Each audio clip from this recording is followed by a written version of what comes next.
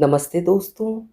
आज जो कहानी आप सुनने जा रहे हैं उसका शीर्षक है भाभी माँ और लेखिका हैं मुंबई महाराष्ट्र की जानी मानी स्थापित कथाकार मंजुला जोशी जी। प्रस्तुत है कहानी मेरी जुबानी। मैं हूँ सीमा सिंह। आज सुबह से गौरी का चित्त कुछ उचटा सा है। मन बार बार उसी ओर उड़ा चला जा रहा है। भाभी माँ, कितना मीठा संबोधन है। दोनों ही रिश्ते रस से सराबोर हैं। पहली बार उसके मुंह से इस संबोधन को सुनकर छोटी आयु में ब्याह कर आई गौरी को एक नई अनुभूति हुई थी। वो अचानक एकदम बड़ी हो गई थी। अभी कुछ दिन ही तो हुए थे उसे गृहस्थी जमाए। घर में केवल ज़रूरत पूरी हो सके उतना ही सामान था। शेखर के ऑफिस जाने के बाद दिन भर अकेली वो उसके वापस आने की राह देखती रहती। आज लंबे शेखर के पीछे मध्यम कद के नौजवान ने आगे आकर उसके पांव छू लिए। वो एक क्षण को विस्मित रह गई। कहाँ तो वो बहू होकर सबके पैर छूती आई है और आज अचानक उसे किसी ने बड़ा बना दिया। गौरी, ये अविनाश है, अपने स्कूल कॉलेज का सर्वश्रेष्ठ अभिनेता है। यहाँ फिल्मों में अपना भाग्य आजमाने आया है। बहुत दिनों से भटक रहा है। संकोच में यहाँ आ नहीं रहा था। आज मैं इसे पकड़ कर ले आया। सरल, सहज, सौम्य, शांत, शालीन अविनाश पहली मुलाकात में गौरी को अपना सा लगा। चाय नाश्ते से रात के भोजन तक वो काफ़ी खुल गया था। अपने अभिनय के बारे में बताते समय वो उत्साहित हो उठता। अभिनय उसकी केवल रुचि नहीं, एक सपना था। यहाँ आकर वो ऊंचाई तक पहुंचना चाहता था। गौरी को सिनेमा देखने का अत्यधिक चाव था। बस फिर क्या था। अपने घर वापस जाते जाते अविनाश इस घर में बस गया। धीरे धीरे उसका आना बढ़ने लगा, साथ ही वो खुलता भी गया। मुंबई के बड़े चलचित्र निर्माताओं से उसे निराशा मिलती तो अंदर टूट जाता, फिर भी हिम्मत न हारता। उसे अपनी प्रतिभा पर पूरा विश्वास था। भाभी माँ, देखना, एक दिन मैं आपके दरवाजे पर मर्सिडीज गाड़ी में आऊँगा। गौरी उसकी बातों को गंभीरता से लेती। वैसे उसने सुन रखा था, फिल्म लाइन में घुसना सरल नहीं है। वंशानुगत हो या फिर जान पहचान हो, तभी छोटा बड़ा काम मिलता है। अविनाश के आत्मविश्वास भरी बातों से उसे भी लगता, देर से ही सही कुछ ना कुछ तो हो ही जाएगा। समय बीतता गया। मुंबई शहर में आम जीवन दूसरे शहरों की तुलना में अधिक कठिन है। अविनाश घर से माता पिता की अनिच्छा से आया था। सबके समझाने पर वो चुनौती देकर चला आया कि वापस सफल होकर ही लौटेगा। साथ लाई रकम धीरे धीरे समाप्त होने लगी। कई दिनों तक उसका अता पता नहीं था। शेखर और गौरी ने सोचा, मुंबई की चमकीली दुनिया की सच्चाई जानकर शायद वो घर चला गया होगा। अचानक एक दिन अविनाश शेखर के ऑफिस के सामने खड़ा उसकी राह देख रहा था। सूखा मुंह, उजड़े बाल, पहले से कहीं अधिक दुबले अविनाश को देखकर शेखर स्तब्ध रह गया। ये क्या हाल बना रखा है? बीमार थे क्या? हम समझे तुम घर चले गए हो। गौरी तुम्हें याद करती रहती है, चलो घर चलो। भाई साहब, आज आपसे यहीं ज़रूरी बात करनी है, घर फिर कभी आऊँगा। अच्छा चलो, यहीं पास के रेस्टोरेंट में कुछ खाते पीते बातें करते हैं। भाई साहब, इतनी दौड़ भाग करके भी काम तो क्या, किसी से मिल तक नहीं पाया। सारे स्टूडियोज़ में भटक लिया, बड़े से छोटे सभी सिनेमा वालों के अनेक बार चक्कर काट लिए। काम देना तो दूर की बात है, कोई मिलने तक को तैयार नहीं है। चमकीली फिल्मी दुनिया की असलियत देखकर मन भर गया और जेब भी खाली हो गई। हाथ इतना तंग है कि 2 दिन से खाना भी ठीक से नहीं खाया है। घर जाने का तो सवाल ही पैदा नहीं होता। जिस शान और अकड़ से यहाँ आया था, अब हार कर वापस घर जाने का तो सोच भी नहीं सकता। बस आप मुझे छोटे बड़े किसी भी तरह के काम पर लगवा दें, मैं करूँगा। देखता हूँ। अच्छा, कल दोपहर तक फ़ोन करना। चलो अब निकलते हैं, घर पहुँचने में देर हो जाएगी। बस स्टॉप तक साथ चलते अविनाश की जेब में शेखर ने अपने पास के सारे रुपए भर दिए। वो कुछ समझे तब तक शेखर दौड़कर बस में चढ़ चुका था। गौरी मुंह फुलाए बैठी थी। सुबह से शाम तक वो अपने आप को किसी तरह व्यस्त रखती, फिर इसके बाद बेसब्री से वो शेखर की राह देखती। उसकी थोड़ी सी भी देरी उसे खल जाती। भाग दौड़ भरी व्यस्त जिंदगी में कुछ घंटे ही तो वे साथ बिता पाते हैं। शेखर अच्छी तरह जानता था कि आज वो रूठी होगी। वैसे वो उसे मनाने की कला जानता है। सॉरी डार्लिंग, आज कुछ देर हो गई। ये लो, आज मोगरे वाली ने 2 गजरे दे दिए, बोली बाई को खुश कर देना। पत्ते में लिपटे 2 ताजे सुगंधित गजरे उसने गौरी के हाथों पर धर दिए। गौरी को हंसी आ गई। भला गजरे वाली को क्या पड़ी है? बाई रूठे या खुश हो, उसे तो अपनी चीज़ बेचनी है। बातें बनाना तो कोई शेखर से सीखे। देर हो रही थी तो मुझे फ़ोन कर देते, मुझे बेचैनी हो जाती है।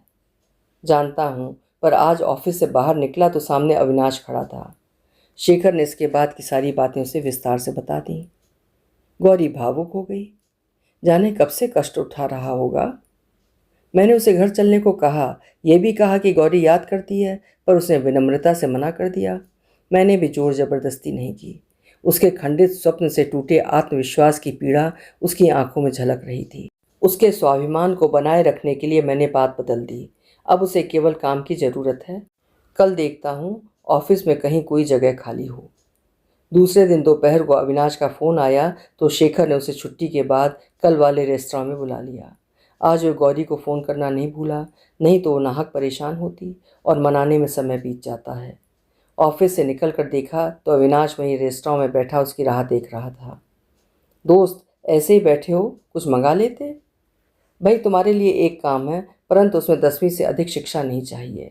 तुम तो स्नातक हो, बहुत पढ़े लिखे हो, काम भी ऊंचे स्तर का नहीं है, परंतु हाथ खर्च जितने रुपए निकल आएंगे। भाई साहब, काम छोटा बड़ा नहीं होता। अभी तो मैं कुछ भी करने को तैयार हूँ। डूबते को तिनके का सहारा है। एक उपाय है, तुम अपनी डिग्री के बारे में किसी को मत बताना, बाकी मैं संभाल लूँगा। चुपचाप काम करते रहना। सुबह 9 बजे अविनाश पहुँच गया। शेखर ने उसे बातचीत के लिए मैनेजर के पास भेज दिया। संतुष्ट होने पर उसे काम समझा दिया गया। अविनाश ने बिना समय बिगाड़े काम शुरू कर दिया। सप्ताह के अंत में शेखर उससे घर के हल्के फुल्के काम करवा कर रुपये दे देता, जिससे उसका जीवन चलता रहे। गौरी उसे खाना खाए बिना जाने नहीं देती थी। ऐसे धीरे धीरे कुछ महीनों तक उसका काम चलता रहा। एक दिन अनहोनी हो गई। बात बात में उसके मुंह से सत्य निकल गया। वो स्नातक होकर ऐसे काम कर रहा है जो उसके लिए नहीं है। बस दूसरे दिन ही उसे काम छोड़ना पड़ा। इसके बाद करीब साल भर होने को आया। अविनाश की ना तो कोई खबर थी और ना ही किसी ने उसे याद किया। वो कहीं और काम करने लगा होगा, ये मान लिया गया। इधर गौरी एक बच्चे की माँ बन गई। अचानक एक रेल दुर्घटना के कारण शहर में अफरा तफरी मची थी। शेखर भी उस रात देर से घर पहुंचा। ड्राइवर की सूझबूझ से बड़ा हादसा टल गया। सरकार ने घायलों और पीड़ित परिवारों को बड़ी रकम देने का निर्णय किया था। कुछ दिनों बाद शनिवार की एक अलसाई सुबह, सारे काम धीरे धीरे हो रहे थे। अचानक आए एक फ़ोन ने सब बदल दिया। किसी सरकारी अस्पताल में अविनाश के भर्ती होने के समाचार थे। उसे काफ़ी चोटें आई थीं। उसके घर से कुछ लोग एकदम आ गए थे। वो शेखर को बार बार याद कर रहा था। उसी ने नंबर देकर बताने को कहा था। शेखर ने उस व्यक्ति से अस्पताल का पूरा पता ले लिया। गौरी, मैं सोच रहा हूँ कि शाम को उससे मिलाऊं। मैं भी चलूँगी। तुम बच्चे के साथ अस्पताल जाकर क्या करोगी? जल्दी से देख कर आ जाएंगे, तब तक ये पड़ोस में रह लेगा। अस्पताल में जगह जगह पट्टियों प्लास्टर में लिपटे सीधे लेटे अविनाश को देखकर मन भर आया। असहाय की स्थिति थी जिसमें कुछ कहने को शब्द नहीं थे। पास खड़े करीबी रिश्तेदार ने बताया, चोटें बहुत हैं, ठीक होने में समय लगेगा। यहाँ कौन देखभाल करेगा? हम इसे डॉक्टर की अनुमति से घर ले जाएंगे। पहले भी बहुत समझाया था कि फिल्म लाइन में घुसना अपने वश का नहीं है। देखिए क्या हाल हुआ है। अब घर पर रहो और वही करो जो सब करते हैं। आपको इसीलिए खबर दी है। अविनाश के कानों में सारी बातें जा रही थीं। वो शेखर और गौरी की ओर कातर दृष्टि से ताकता रहा। भाई साहब, जवानी में सबके सपने होते हैं, सभी जोखिम उठाते हैं। यदि व्यक्ति प्रयत्न नहीं करेगा तो जीवन भर यही सोचेगा कि मैंने चेष्टा की होती तो कहाँ से कहाँ पहुँच गया होता। सफल होने ना होने में भाग्य भी जुड़ा है। रही दुर्घटना की बात तो वो बताकर नहीं आती। ईश्वर को धन्यवाद दें, जान बच गई। चोट भी कुछ दिनों में ठीक हो जाएगी और ये पहले जैसा हो जाएगा। इसकी हिम्मत बढ़ाते रहिए। आप इसे घर ले जा रहे हैं, ये बहुत अच्छी बात है, परंतु स्वस्थ होकर यदि वापस यहाँ आना चाहे तो आने दीजिएगा। मुंबई लोगों को गिराती है तो उठाकर आसमान तक पहुँचाती भी है। कुछ देर बाद अविनाश को आश्वासन देकर दोनों वापस आ गए। इसके बाद बहुत समय तक उससे संपर्क टूटा रहा। दूरियां संबंधों को क्षीण कर देती हैं। शेखर गौरी की गृहस्थी बढ़ रही थी। दूसरा बालक किलकारी मारने लगा था। दोनों बच्चों की देख रेख में अतीत पीछे छूट गया। एक शाम दरवाजे पर घंटी बजते ही बच्चे पापा पापा करते दरवाज़ा खोलने को दौड़े, पर किसी अपरिचित को देख सहम गए। अचानक हुई शांति से गौरी हाथ पोंछते बाहर आई। सामने सूट बूट काले चश्मे पहने व्यक्ति को देखकर वो भी ठिठक गई। ये तो अभी आए नहीं है, क्षमा कीजिए, हम अपरिचितों को घर में नहीं आने देते। आप नीचे राह देखिए, वे आते ही होंगे। अपरिचितों को नहीं, पर परिचितों को तो आप आने देती हैं ना। आंखें उठाकर देखो तो सही भाभी माँ। अविनाश, गौरी लगभग चीख पड़ी। मैं तो पहचान ही नहीं पाई, इतने दिनों में कितने बदल गए हो। अब पहले जैसा जर्जर नहीं रहा, वजन बढ़ गया है। रहन सहन के साथ ही वेशभूषा भी बदल गई है। मिठाई, नमकीन, बिस्किट, चॉकलेट के डिब्बे गौरी और बच्चों के हाथ में पकड़ा कर वो सोफे पर बैठ गया और बच्चों से खेलने लगा। तब तक शेखर भी आ गया। गौरी चाय बना कर ले आई। चुस्की लेते शेखर ने बात आगे बढ़ाई। और क्या चल रहा है? अविनाश, आखिर तुम मुंबई आ ही गए? जी भाई साहब, अब मैंने जीवन का रास्ता बदल लिया। नौकरी और सिनेमा का रास्ता छोड़ एक साथी की मदद से अपना काम शुरू किया। वो अब जमने लगा है। यहाँ मुंबई में ही घर ले रहा हूँ, आपके पास बसना है। अब खाना खा कर ही जाइए। आज नहीं भाभी माँ, फिर कभी।